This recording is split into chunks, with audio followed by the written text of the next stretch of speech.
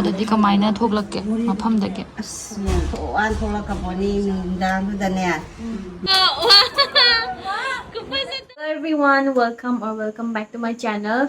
Ngasigi video sibudi akhoi chega ibani adum numit ama day in my life kitap numit ama spend tawminabagi video oidoine ado aina video nammi base video gi footage akhoi gi sum irang guma thokchingai da manga namgi footage me kuina sum namjalaga thamakpudo yaraktabagi dum video se dum tap thadokta yadre adugi thadoktoine mayam warobi gino aise handak koi dana yumda numit khara khatang thoubane thoubda aise kino relief camp kumba chatning bako chatning base relief camp mak tadi chatlaktra aduga relief camp nataba yum mama da pulap moi ahanba Chakpa gi mai thabada yawgi ba ai mama ga short amari thagat ki bane ba adu da yawgi ba mi khara unaru bane adu unabagi video do hapa ya da ba gumba mayam bu jai da su yengning tadi yam nungsiba mate ama khakti dum hapchar ke moine kamaina chenthora ke habdo adu clip mate am tang budi hapchar ke awaba tar ba mayam pulap lei budo dum chatlaga mateng pangge dum khale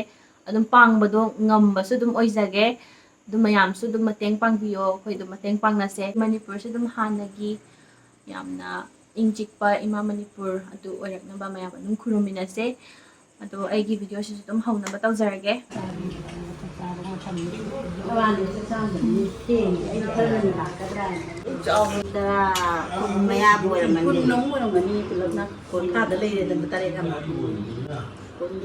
Dadi kamaina thoklake mafamdage. Thoan tholakaponi dangdane. Lehorabani maina sae leirabani. Taibok phadana khoi yumdu tangkhai ama moine hipa jaga du sa amdraba. Ani gi gari du ga sa amdraba. Ani dei ayuk ka sangsanna ra yengbada. Gari du leiramne gari du hada ha. Ahanju ya ka thoe kan se khai kem da puraba. Michu udaba. Mi uradi phaba michu udaba. Ana mai chakuju kuse leiramamni Leiramaba. anu ma mi ayo ndo Ma di kem khangni. Ayamadi sire leirapon. Badi ngamdabani nungdangdudadi mai hinna chena bani do chen nei bagi hingin che oi bagi hinno pai amangi kari yo bo moto bo kapsalak bani ado imu mi ga chela kya bi ke chu amata kain tak kan tong tia lak ya ayam lekai ni hindo khoi lekai kana bi ta ude khoi empami do security do laitram ni na dikse anu nim lekai do mi yam lai ye huram bara hawdre ye marakta akoina dum dukan da su dum akoi mai gi dum product myam phangi dana aduga akoina care tawsu generally mai dane hena care tawdra ado akoi body gumba care tawse mai da care tawba du maina kesu care taw bi deba sigumba problem myam se lei bagi the dharma ko na moi gi body wash anoba ma puthu e bago sida 1% kojic acid daily brightening body wash sigi se oi doine 1% kojic acid yawba magi body wash se seasonal de akoi da pigmentation gumba dark spots gumba myam lebudo adu su dum handa hale even skin tone pibiye magi texture se non sticky su oy aduga light oy yam paiba kana dum yam thina yangbado mangonda key ingredients oina kojic acid ka alpha arbutin ga yawe kojic acid sina akhoi da dark spot gumba melasma gumba aduga scar gumba leirambagi kitang lehobudo adugumba handabada mateng pange drop macham tang hapkhibduna kongon je mai form am thoeba aduga mangonda alpha arbutin yawbasina hyperpigmentation gumba lehobudo adugumba handabada mateng yam pange hujik sizina basi kojic acid yawbase khatang sizinai ba adu nataba moigi vitamin C yawba na salicylic acid yawba ramai yawba moigi products edum akoina apamba active ingredients makhan yawba product mayam leye ado Dharmako gi product khuding makse fragrance free ngakten aduna kai gumba da Dharmako gi product se pambi tardi ai code martina 2023 se use to bio 20% off phangdoine ado magi products se Nykaa Amazon Flipkart su dum phangbane every time you buy from them the Dharmako will link your order to a child that they help educate along with Bhumi. They have plates to help 10,000 plus students across the year ado products se pambi tardi ai gi description da link loina hapcharamge aduga video se hauna ba dum tawminarse everyone Kujigai bani meet yang macam lu kita ubahnya meet ya ada bami ani mari sore dana teruk suange mami teruk suange tau badugi ado hazik chalani tu belajar kena cegi budi ai nang rang tokan lor ebo ko tokan pare ko 7 dala o hai bane ado hazik dum tho ani karangan na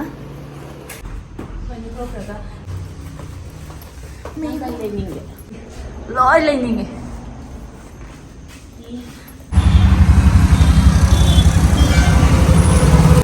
इधर जाना और इधर जाना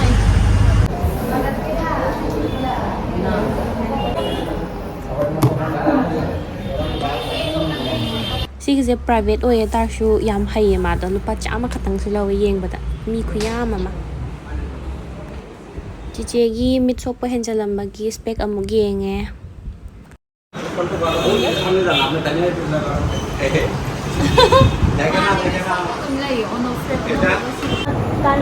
बनाने के लिए 10-15 minute सिर्फ हो जाएगा। हमें फ्लेम चॉइस की है, ग्लास का रेट है 1250 रुपया ब्लू का।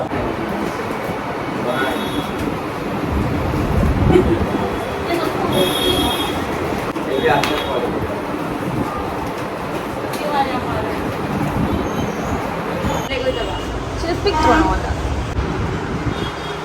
अदुना खरा पाई अनि दुदी पक्ते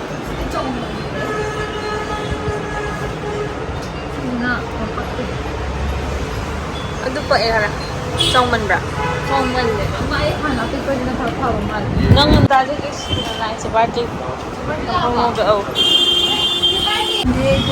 ए ID abungo na mo utse paksa ding ding ding wow tani ko video tiye kaniko sikanano siri mano alura yeah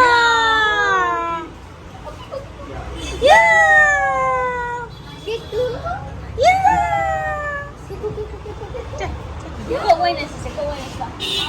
Yeah. Kau wine nasi. Ay kasi wine nasi ako. Yang pasay ko. Wah. Kupasa to. Amo. Hai na drama. Thada ni. Thada. Live photo namje. Mamsi to. Sina de mama. Hai na de. Abungo. Abungo.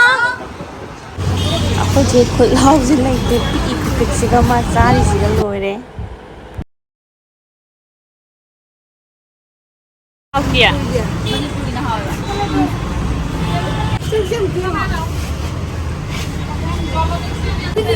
ꯑꯩ ꯆꯥꯔꯦ ꯑꯗꯨ ꯍꯥꯎꯕꯅꯦ ꯁꯤꯗ ꯑꯩꯁꯨ ꯆꯥꯅꯤꯡꯉꯦ ꯑꯩꯒꯤ ꯂꯧꯒꯦ ꯍꯥꯏꯔꯣ ꯑꯩ ꯃꯈꯥꯏ ꯑꯃ ꯆꯥꯔꯦ ilakaw ba ay tilaw mayamne body da ni kang ang jaro asi ako ba kayo no